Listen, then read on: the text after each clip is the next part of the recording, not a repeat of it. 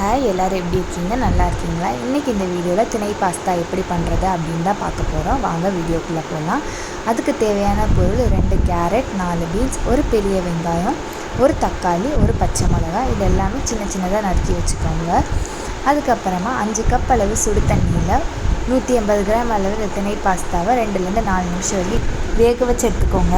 அதை பச்சை தண்ணியில் ஊற்றி ஒரு அலசி எடுத்து வச்சுக்கோங்க.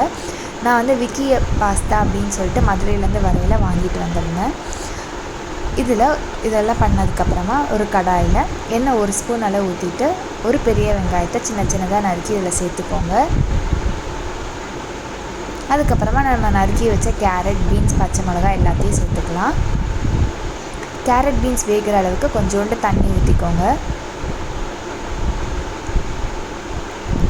இப்போ காய் நல்லா வெந்ததுக்கப்புறமா தண்ணி எதுவுமே இல்லாமல் இருந்ததுக்கப்புறமா அதில் ஒரு தக்காளி சேர்த்துக்கோங்க.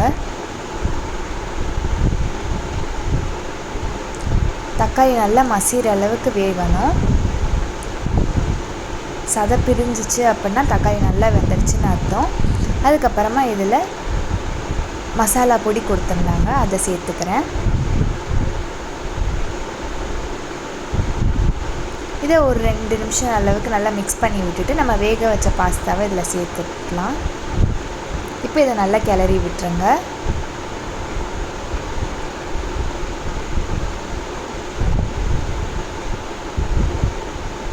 அதுக்கப்புறமா நல்லா மிக்ஸ் பண்ணதுக்கப்புறமா கொத்தமல்லி தழை போட்டு இறக்கிட்டிங்க அப்படின்னா ஒரு சூப்பரான திணை பாஸ்தா ரெடி ஆகிடும்.